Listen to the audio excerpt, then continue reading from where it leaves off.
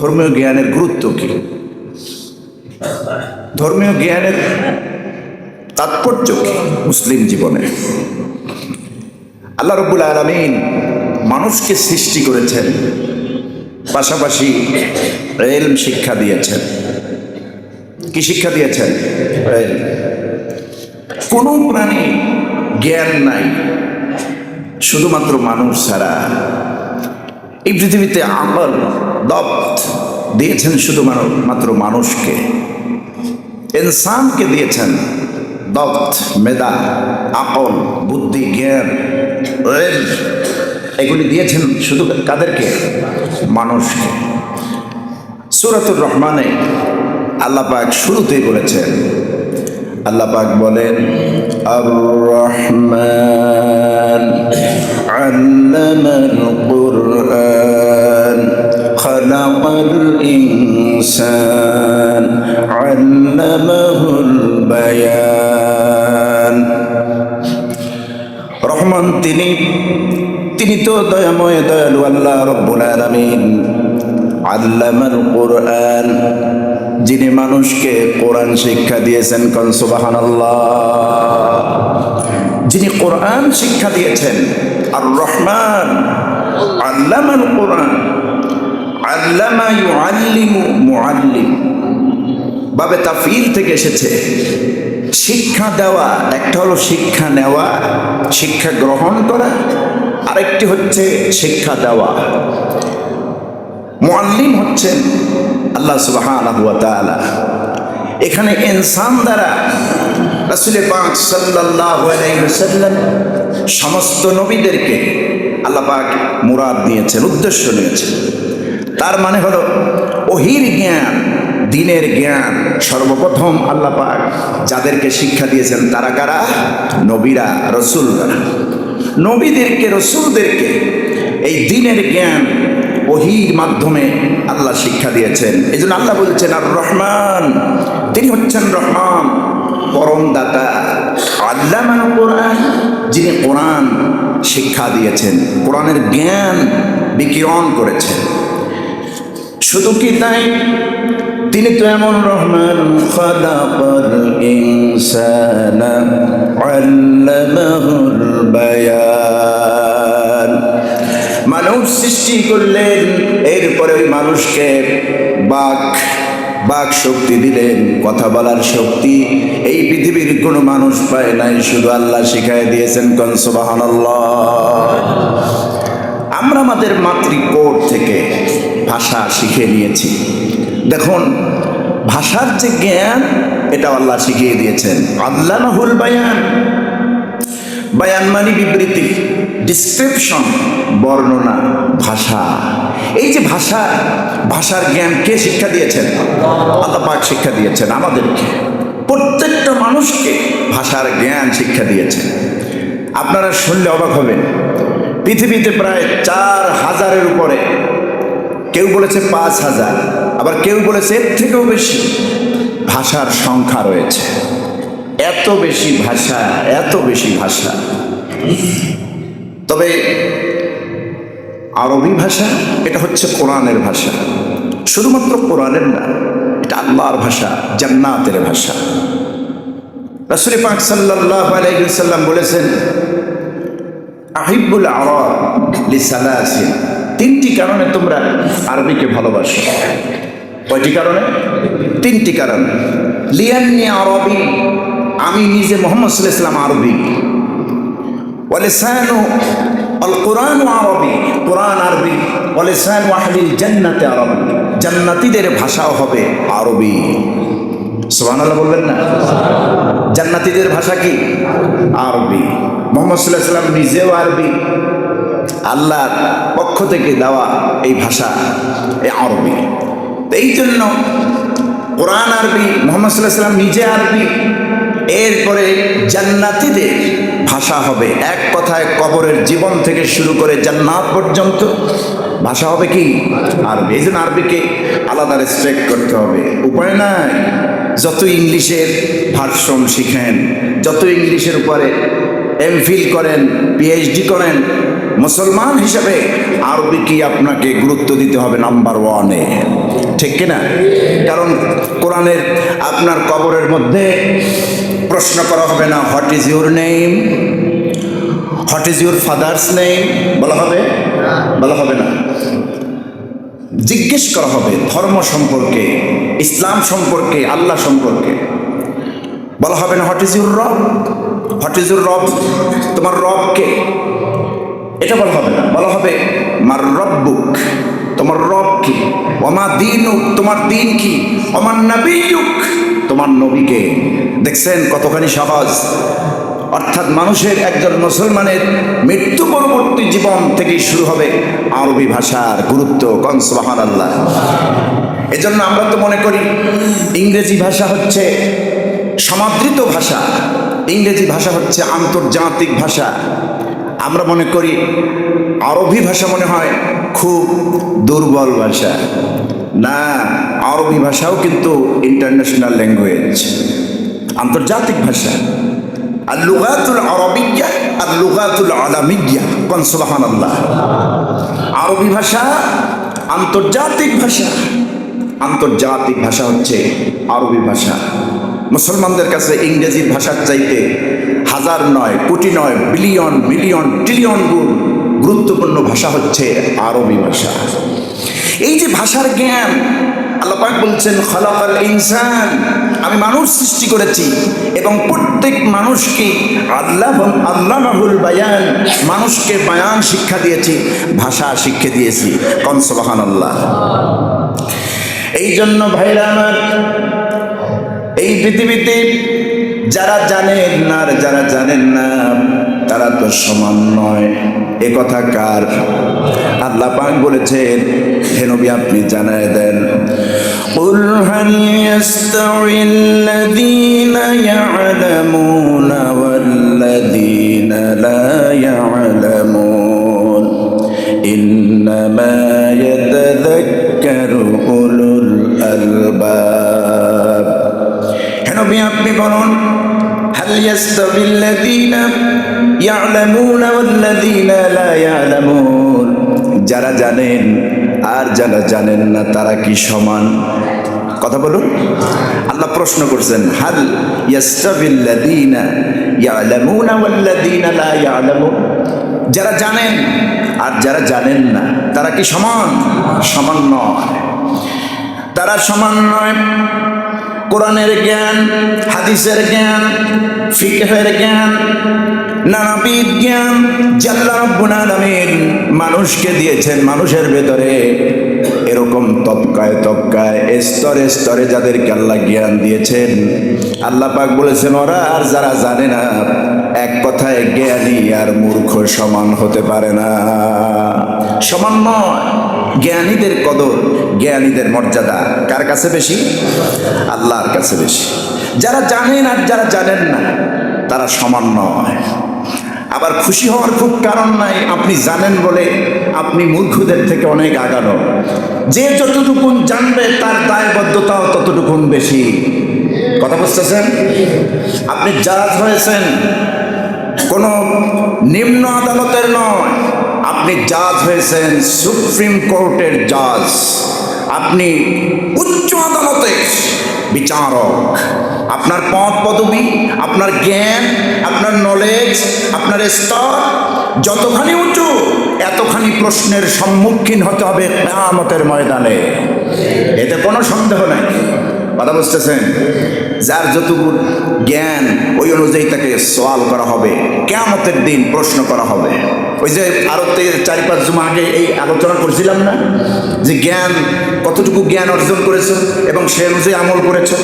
5টা প্রশ্নের উত্তর না দিয়ে কিয়ামতে এক কদম পর্যন্ত বান্দা সামনে অগ্রসর হতে পারবে না। মনে আছে তো আপনাদের? এর মধ্যে একটি প্রশ্ন হলো যে যতটুকু শিখেছো সেই অনুযায়ী আমল করেছো কিনা। এই জন্য আল্লাহ পাক বলছেন, যাদেরকে আমি ইলম দেই, জ্ঞান দেই, এই জ্ঞান যাদেরকে দেওয়া হয় এরা আর যারা জ্ঞান পায়নি, ইলম পায়নি, বিদ্যা পায়নি, তারা সমান নয়। ইন্নামা ইয়াতাযাক্কারু উলুল আলবাব, আর নিঃসন্দেহে যারা বিচক্ষণ জ্ঞানী তারা এর থেকে শিক্ষা গ্রহণ করে। এবার আসুন জ্ঞানীদের মর্যাদা আল্লাহর কাছে কেমন। আল্লাহ রাব্বুল আলামিন কোরআনে কারিমের ভেতরে সূরাতুল মুজাদালার 11 নম্বর আয়াত আল্লাহ রাব্বুল আলামিন স্পষ্ট করলেন জ্ঞানীদের মর্যাদা আমি আল্লাহর কাছে কেমন শোনো। ইয়ারফাইল্লাহুল্লাযীনা আমানু মিনকুম ওয়াল্লাযীনা উতুল ইলমা দারাজাত ওয়াল্লাহু বিমা তা'মালুনা খাবীর। ইয়ারফাইল্লাহুল্লাযীনা আমানু মিনকুম, তোমাদের মধ্যে যারা ঈমানদার ওয়াল্লাযীনা উতুল ইলমা, ঈমানদার যারা এবং যাদেরকে ইলম দেওয়া হয়েছে, ঈমানদারদের ভেতর থেকে যাদেরকে জ্ঞান দেওয়া হয়েছে, তার মানে আখিরাতের জ্ঞান, দুনিয়ার জ্ঞান, কোরআনের জ্ঞান, হাদিসের জ্ঞান, পার্থিব জীবনের জ্ঞান। এক কথায় আলেম। আলেম তো সব জানে, আলহামদুলিল্লাহ, আলেমরা সব জানে, ঠিক না? আমি ইংরেজিতে 80 পেয়েছি, 80 লেটার পেয়েছি, আলহামদুলিল্লাহ। আমি তো লেটার পেয়েছি, মাদ্রাসায় পড়ুয়া ছেলেরা ইংরেজিতে 95 পেয়েছে, এরকমও রেকর্ড আছে। ইউনিভার্সিটিতে মাদ্রাসার ছেলেদের দক্ষ মেধাকে প্রাধান্য দেওয়া হয়, কারণ তারা ভর্তি পরীক্ষায় তারা বেশি ফ্রন্টে থাকে, সামনে থাকে, বেশিরভাগ আগায় থাকে। এই যে দ্বীনি ইলমের পাশাপাশি জাগতিক যে পার্থিব জ্ঞান, এটা আল্লাহ আলেমদেরকে দেন। তোমরা ভেবো না যে হুজুররা বুঝি সূরা ফাতিহা থেকে শুরু করে কোরআনটাই পারে, অন্য জ্ঞান বুঝি তাদের নাই। আল্লাহ বলছেন সব ওদেরকে দেই। আমি যাদের মোমেনদের মধ্যে যাদেরকে আমি পছন্দ করি তাদেরকে ইলম দেই। এই ইলমের মর্যাদা আমি আল্লাহ রাব্বুল আলামিন তাদেরকে দেই, আর তাদের মর্যাদাকে আমি সমুন্নত করি। দুনিয়ার ইলম, আখিরাতের ইলম দিয়ে আমি তাদেরকে সমুন্নত করি। কান সুবহানাল্লাহ। যারা মনে করেন আলেমরা শুধু ইলম অর্জন করে কোরআন হাদিসে, ওই আলেম শুধু কোরআন হাদিস ভিত্তিক ইলম অর্জন করে না, এই ধারণা যদি আপনি করেন ভুল জগতে থাকবেন। তাদের ম্যাথমেটিক্সের জ্ঞান আছে, অঙ্ক, তারপরে বায়োলজি, রাষ্ট্রবিজ্ঞান, এরপরে রাষ্ট্রবিজ্ঞান, পলিটিক্স, সায়েন্স, কোন বিষয়ে তাদের জ্ঞান কম বেশি সব বিষয়। কোরআন হাদিস তো এক ঢালা জ্ঞান তাদের আছে, এক পার্টের পুরো দখলে তাদের। এরপরে এই সাবজেক্টগুলি যা বললাম, পরিনীতি, অর্থনীতি, রাষ্ট্রবিজ্ঞান, তারপরে ভূগোল, সামাজিক বিজ্ঞান, সোশ্যাল সায়েন্স যেটাকে বলা হয়, সব বিষয় আলেমদের জ্ঞান আছে। আপনি আশ্চর্য হবেন, আমি যখন আলেম পাশ করলাম, আলেম পাশ করিনি, আলেম পরীক্ষা দিয়েছি। আলেমের পরে যখন ফাজিল উঠব, তখন ঢাকা, আমার মনে আছে 2007-এ আমি ইন্টারমিডিয়েট অর্থাৎ আলেম পরীক্ষা দিয়েছি। তো আমি এক ওস্তাদের কাছে ঢাকার জামিয়া আবু বকর সিদ্দিক রাদিয়াল্লাহু তাআলা আনহু, ওই মাদ্রাসায় নাহু সরফের উপরে কোর্স করলাম 6 মাস। তো ওইখানের একজন ওস্তাদ, তিনি পড়াশোনা করতেছেন ইংরেজির উপরে এবং ভোকাবুলারি, তিনি শব্দ ভাণ্ডার মুখস্থ করতেছেন। 10,000 শব্দের টার্গেট নিয়েছেন, অলরেডি 5,000 তার হয়ে গেছে। সুবহানাল্লাহ বলবেন না? শব্দ ভাণ্ডার 10,000 শব্দ মুখস্থ করবেন, এর মধ্যে 5,000 অলরেডি হয়ে গেছে। তো আমার জ্ঞান খুলে গেল যে মাদ্রাসার শিক্ষক তিনি আমাদেরকে আরবি পড়াবেন, ইংলিশ নিয়ে এত দাবাদাবি কেন? ইংলিশে তার এত দখলের দরকার কি? টেন্স জানতেছে, তারপরে ন্যারেটিভ জানতেছে, সেন্টেন্স জানতেছে, এরপরে পার্টস অফ স্পিচ জানতেছে, সবগুলি জানতেছে। আপনি মাদ্রাসার শিক্ষাকে ছোট চোখে দেখার কোনো সুযোগ নাই। যদি ওই সব সাবজেক্ট একটু কমও পারে, কিন্তু সব বিষয় তাদের নলেজ আছে, কোন আলহামদুলিল্লাহ। কিন্তু আপনাকে যদি বলা হয় মিয়া সাহেব আপনি তো LLB পাস করেছেন, সুপ্রিম কোর্টের আইনজীবী, আপনি তো অমুক তমুক, আপনি দোয়ায় কুনুতটা একটু শুদ্ধ করে পড়েন তো, হ্যাঁ দোয়ায় কুনুতটা একটু শুদ্ধ করে পড়েন তো, পারবে না? এটা বলি না, খুব কম লোকই পারবে, ইল্লা মাশাআল্লাহ, ঠিক কিনা? এই জন্য ধর্মীয় জ্ঞানকে মাদ্রাসায় যারা পড়ে ছোট্ট ছেলেদেরকে দেখলি লাদেন বলে খ্যাত করবেন না, ওদেরকে তুচ্ছ করবেন না। ওদের যে জ্ঞানটা, ওই জ্ঞানটা হলো আসল জ্ঞান। অনেকে জানাজার নামাজ পড়তে পারে না, জানাজার নামাজ পড়ানো তো দূরের কথা, নিজে নামাজও পড়তে পারে না। জানা যায় যে তাকবীরের সময় হাত উঠাতে নিষেধ, হাত উঠানো যায় না। হাত উঠাতে হয় ঈদের নামাজে। কোন নামাজে? ঈদের নামাজে। দেখবেন বহুত বড় পলিটিক্স ম্যান, রাজনৈতিক ব্যক্তিত্ব, আমরা কোন দলের নাম নেব, সব দলের মধ্যে তো এগুলি আছে। ধর্মীয় জ্ঞান যাদের না আছে, দেখবেন নামাজে যে দাঁড়াইছে মনে হয় যেন কি যেন করতেছে, নামাজের মধ্যে আছে বোঝা যায় না। এরপরে নামাজের যে ম্যানুয়ালগুলি, নিয়ম শৃঙ্খলাগুলি তা জানে না, দোয়া কালাম জানে না। আপনি শিখলেন কি? কিচ্ছু শিখলেন না। দুনিয়ার জ্ঞান, পার্থিব জগতের সব জ্ঞান শিখেছেন, আখিরাতের জ্ঞান, ইসলাম পালন করার জ্ঞান শেখেন নাই। আপনি জিরো। আপনি কি? জিরো। আর কোরআন সুন্নাহ যদি আপনার জানা থাকে, দোয়া মাসনুন তরিকার দোয়াগুলি যদি আপনার শিক্ষা থাকে, তাহলে আপনি দুনিয়ায় কামিয়াবি, আখিরাতেও কামিয়াবি। কোন সুবহানাল্লাহ। আমার বন্ধুগণ, এবার আসুন, দ্বীনি ইলম যদি অর্জন হয়, কোনো আলেম, সাধারণ মানুষের ভিতর আলেমদের মধ্যে তফাৎ হলো। একজন আলেম ইচ্ছা করলে গুনার কাজ করতে পারে না। আমি সব আলেমের কথা বলবো না, যারা কোনো মানুষের পা চাটে, অর্থাৎ ওলামায়ে সু যারা, এরা তো আজীবন থাকবে একদল, ঠিক না? বাতাস যেদিকে বাদাম সেদিকে, এরকম থাকবে। সরকার যে দলের, ওই দলের পক্ষ নেয়, সত্য মিথ্যা মেম্বারে বলে না। ওরা হলো ওলামায়ে সু, যারা মিথ্যার বিপরীতে সত্যর পতাকাকে হাতে নিয়ে কথা বলে। এরা হচ্ছে হক্কানি আলেম। এই হক্কানি আলেমরা সাধারণত আম মানুষ যেইভাবে গুনাহ করে ওইভাবে গুনাহ করে না। আম মানুষ কথায় কথায় মিথ্যা কথা বলে। চায়ের দোকানে 5 মিনিটের মধ্যে 10টা মিথ্যা কথা বলে ফেলেছে, কিন্তু একজন বিবেকমান, একজন আমলদারি আলেম, সে 5 মিনিট তো দূরের কথা, 24 ঘন্টায় একটা মিথ্যা বলতে চাইবে না, একেবারে কঠিন মুহূর্ত, কঠিন অবস্থা না আসা পর্যন্ত, ঠিক কিনা? এই জন্য আল্লাহ বলছেন, বান্দাদের মধ্যে আমার আলেমরাই তো আমার ভয় পায় বেশি। আপনারা বলবেন, হুজুর আপনারা আলেম এই জন্য এই কথা বলেন আমাদেরকে। আমি বলছি না, আল্লাহ বলছে। আল্লাহ রাব্বুল আলামিন কোরআনে কারিমে সূরাতুল ফাতিরের 28 নম্বর আয়াত আল্লাহ পাক জানায় দিয়েছেন, ইন্নামা ইয়াখশাল্লাহা মিন ইবাদিহিল উলামা ইন্নাল্লাহা আজিজুন গফুর। আল্লাহ পাক বলছেন, নিঃসন্দেহে সাধারণ বান্দাদের ভেতরে, আমার বান্দাদের ভেতরে, মানুষের ভেতরে যারা আলেম, উলামা, আলেমগণ, আমি আল্লাহ রব্বুল আলামিন কি ভয় পায় বেশি? আমাকে ওরা ভয় করে চলে। সুবহানাল্লাহি বিহামদিহি। আলেমরা বেশি ভয় করে চলে, এটা আল্লাহ বলেছেন। ইন্নাল্লাহা আজিজুন গফুর, নিঃসন্দেহে আল্লাহ পরাক্রমশালী এবং ক্ষমাশীল। কোন সুবহানাল্লাহ। যদি আলেম কোনো গুনাহ করেও বসে, তার যে তওবাটা আর সাধারণ মানুষের তওবাটা এক নয়।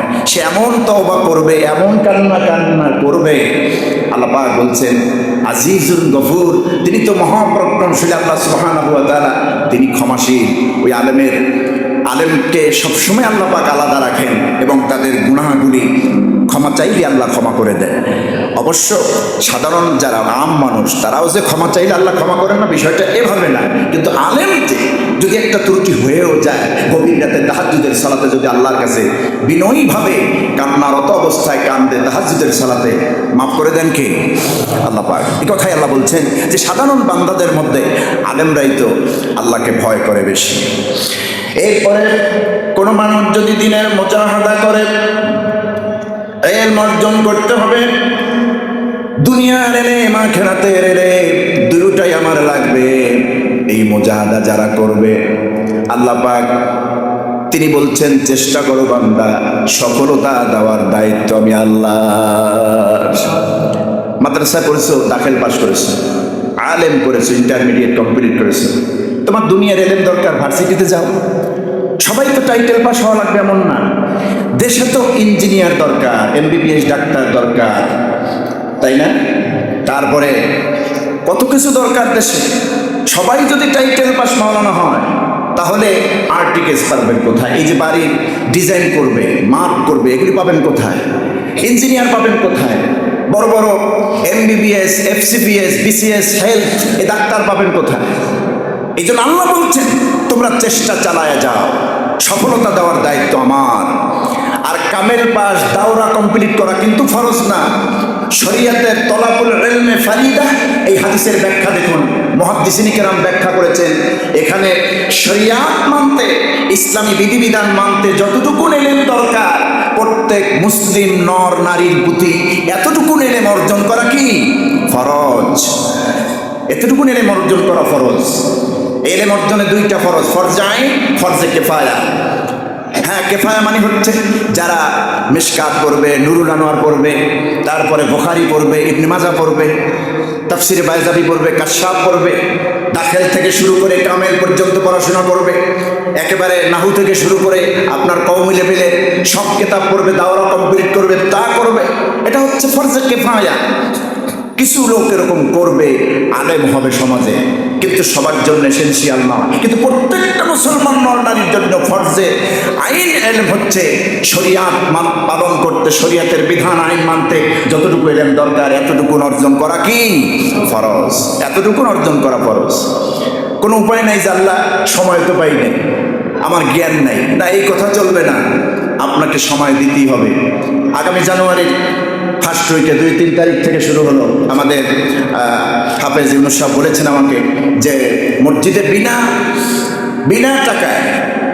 বিনা টাকায় কোরআন শিক্ষা দেওয়া হবে। অবশ্য আমাদের দেশে সস্তার কোনো মূল্য নেই। যদি বিনা টাকায় বলা হয় এখানে আসা না, কথা বুঝতেছেন? আমি বলবো কিছু টাকা দিয়ে যিনি পড়ান ওনাকে 1 মাসে অন্তত 100 টাকা হাতিয়ে দিই, তাহলে আর বিনা টাকা হইল না। আর যদি মনে করেন আপনি দিবেন না, নাই, আপনি বিনা টাকায় পড়েন। যদি কেউ অমূল্যায়ন করেন যে বিনা টাকায় পড়বো না, তো আমাদের এই মসজিদে বিনা টাকায়, বিনামূল্যে, অর্থাৎ বিনামূল্যে কোরআন শিক্ষা কোর্স চালু হচ্ছে ইনশাআল্লাহ। বলি আলহামদুলিল্লাহ। আপনারা ওনার সাথে যোগাযোগ করে এই কোর্সে যোগদান করবেন। এরপরে যেহেতু বছরের শেষ এবং শুরু, এই সন্ধিক্ষণে আমরা আছি, ঠিক না? এখনই সিদ্ধান্ত নেন, আমি তো দিনী ইলম অর্জন করতে পারলাম না, আমার ছেলেটাকে একটু মাদ্রাসায় ভর্তি করায় দেই। হুজুর তো বললেন যে ইলম অর্জন করতে হবে। হ্যাঁ, মাদ্রাসায় ভর্তি করায় দেন। অন্তত নুরানির যে জ্ঞানটা, জানাজার নামাজ, ওযু, গোসল ফরজ, একজন মুসলমানের আবশ্যিক যতটুকু জ্ঞানের দরকার এতটুকু জ্ঞান যেন আমার সন্তানটা করতে পারে। আমার জানাজাটা অন্তত সে যেন পড়াতে পারে, পড়তে না, পড়াতে পারে। এতটুকু জ্ঞান অর্জনের জন্য মাদ্রাসার শিক্ষা গ্রহণ করা ফরজ। গ্রহণ করা কি ফরজ। আপনি করতে পারেন নাই, আল্লাহর কাছে মাপ চান। কিন্তু আপনার সন্তানকে এখনই সিদ্ধান্ত নিতে হবে, অন্তত প্রাইমারি সেকশনের অর্থাৎ নুরানি পর্যন্ত আপনার সন্তানকে দ্বীনি ইলমটা আপনার অর্জন করাইয়া দেওয়া, ওখানে যোগ দেওয়া, ওখানে ভর্তি করে দেওয়া আপনার দায়িত্ব মুসলমান হিসেবে, মুসলমান পিতা হিসেবে। যদি এটা না করেন, দায় থেকে যাবেন আল্লাহর কাছে। সবাই তো আর কামেল পাস করবে না, সবাই তো দাওরা কমপ্লিট করবে না। বিভিন্ন সেক্টরে মানুষ চলে যাবে, বিভিন্ন লাইনে তারা জ্ঞান অর্জন করবে। এই সুযোগ কিন্তু ইসলাম দিয়েছে, এই সুযোগ ইসলাম দিয়েছে। আল্লাহ বলছেন তোমরা মুজাহাদা করো, যে দপ্তরে তোমরা ইলম অর্জন করতে চাও চালিয়ে যাও। ফরজ ইলম অর্জন করার পর ওই লাইনে যাও, অসুবিধা কিসের? কোরআনে কারীম আল্লাহ রাব্বুল আলামিন সূরাতুল আনকাবুতের মধ্যে 69 নম্বর আয়াত, তার মানে সূরাতুল আনকাবুতের শেষ আয়াত, আল্লাহ বলেন ওয়াল্লাযীনা জাহাদু ফীনা লানাহদিয়ান্নাহুম সুবুলানা ওয়া ইন্নাল্লাহা লামাআল মুহসিনিন। আর যারা আমার জন্যে, আমার রাস্তায় চেষ্টা করে, মুজাহাদা করে, প্রাণান্ত করার চেষ্টা করে দ্বীনি ইলম শেখার জন্য, আমি আল্লাহ রাব্বুল আলামিন বলে দিলাম লানাহদিয়ান্নাহুম সুবুলানা, ওই বান্দাগুলিকে আমি আমার পথে পরিচালিত করি। গণ সুবহানাল্লাহ। ওয়া ইন্নাল্লাহা লামাআল মুহসিনিন। আর এই পৃথিবীতে যারা সৎ কর্মশীল তাদের সঙ্গে আল্লাহ আছেন। আল্লাহ যাকে চান প্রজ্ঞা দেন। জ্ঞান একটা, প্রজ্ঞা একটা। যেমন হযরতে লোকমানকে আল্লাহ জ্ঞান দিয়েছেন, প্রজ্ঞা দিয়েছেন। প্রজ্ঞা হলো জ্ঞানের যে সামারাইজ, জ্ঞানের যে মূল, জ্ঞানের যে উৎস, জ্ঞানের যে একটা পরিসমাপ্তি আল্লাহ পাক এই প্রজ্ঞা আল্লাহ তার বান্দাদের ভেতর থেকে যাকে ইচ্ছা তাকে দান করেন। কোরআনে কারীম আল্লাহ রাব্বুল আলামিন সূরাতুল বাকারা 269 নম্বর আয়াতে তাই বলেছেন, ইউতিল হিকমাতা মান ইয়াশা ওয়া মান ইউতাল হিকমাতা ফাকাদ উতিয়া খায়রান কাসীরা ওয়া মা ইয়াযাক্কারু ইল্লা উলুল আলবাব। আল্লাহ পাক বলছেন ইউতিল হিকমা মান ইয়াশা, যাকে চান আল্লাহ পাক তাকে এই হিকমা দান করেন, হিকমা দান করেন, প্রজ্ঞা দান করেন। ওয়া মান ইউতাল হিকমা ফাকাদ উতিয়া খায়রান কাসীরা, জ্ঞানের পরে বিজ্ঞান প্রজ্ঞা যাদেরকে দান করা হয় তারা তো অনেক অনেক কল্যাণ লাভ করে থাকে। ওয়া মা ইয়াযাক্কারু ইল্লা উলুল আলবাব, আর এর থেকে জ্ঞানীরা ছাড়া উপদেশ গ্রহণ করে না। তার মানে জ্ঞানী যারা তারাই উপদেশ গ্রহণ করে। সম্মানিত ভাইরা, আল্লাহ পাকের হাবিব বলেছেন, রাসূল পাক সাল্লাল্লাহু আলাইহি ওয়াসাল্লাম, বুখারী এবং মুসলিমে হাদিসটি বর্ণনা করা হয়েছে। হযরতে মুআবিয়া রাদিয়াল্লাহু তাআলা আনহু হাদিস কেন বর্ণনা করেছেন? আল্লাহ রাসূল বলেছেন, মাইয়ুরিদিল্লাহু বিহি খায়রা ইফাক্কিহু ফিদ্দীন। আল্লাহ রাসূল বলছেন, যে বান্দার কল্যাণ আল্লাহ চান, এই বান্দারে দিয়া এই পৃথিবীতে কল্যাণ করবেন, কল্যাণকর কাজ করাবেন, ওই বান্দার আল্লাহ জ্ঞানের দিনের জ্ঞান দান করেন। সুবহানাল্লাহ। যেই বান্দারে দিয়ে আল্লাহ কল্যাণ চান, ওই বান্দারে আল্লাহ কি দান করেন? দিনের জ্ঞান দান করেন, দিনের জ্ঞান দান করেন তাদেরকে। রাসূল পাক সাল্লাল্লাহু আলাইহি ওয়াসাল্লাম আরেকটি হাদিসে বলেছেন, এটাও বুখারী মুসলিমে বর্ণিত হয়েছে। আল্লাহর হাবিব বলেন, লা হাসাদা ইল্লা ফি ইসনাতাইন, দুইজন ব্যক্তি ছাড়া কারো জন্য ঈর্ষান্বিত হওয়া যায় না। অর্থাৎ দুইজন ব্যক্তিকে দেখলে ঈর্ষা করা যায়। এক নম্বরে হলো রজুলুন আতাহুল্লাহু মালা ফাসাল্লাতাহু আলা হালাকাতিহি ফিল হাম, যাকে আল্লাহ রাব্বুল আলামিন মাল দিয়েছেন, অর্থ দিয়েছেন, সম্পদ দিয়েছেন। শুধু সম্পদ দেয় নাই, পাশাপাশি ওই সম্পদ সৎ পথে ব্যয় করার শক্তিও দিয়েছেন। সবাই কিন্তু সম্পদ ব্যয় করতে পারে না। মহান পরিমাণ সম্পদ শুধু যোগাইতেই থাকে, যোগাইতেই থাকে, নিজেও খরচ করে না, দানও করে না। এরকম বখিল কৃপণ আছে না? নাই, আছে। আল্লাহ পাক বলছেন, ওই ব্যক্তি না, যে ব্যক্তিকে সম্পদ দেওয়া হয়েছে এবং সৎ পথে আল্লাহর জন্য, ইসলামের জন্য, মানুষের কল্যাণের জন্য ব্যয় করে, ব্যয় করার শক্তিও দিয়েছেন, ওই ব্যক্তিকে দেখে ঈর্ষান্বিত হওয়া যায়। দুই নম্বরে ওয়ারাজুলুন আতাহুল্লাহু, আল্লাহ পাকের হাবিব বলেছেন, দুই নম্বরের ব্যক্তি হচ্ছে ওই ব্যক্তি যেই ব্যক্তিকে আল হিকমা দেওয়া হয়েছে, মানে প্রজ্ঞা দেওয়া হয়েছে। ফাহুয়া ইয়াকদি বিহা ওয়া ইউআল্লিমুহা, যে জ্ঞান, যে বিজ্ঞান, যে প্রজ্ঞা দিয়ে মানুষের মাঝে বিচার ফয়সালা করে এবং মানুষকে জ্ঞান শিক্ষা দেয়। সুবহানাল্লাহ।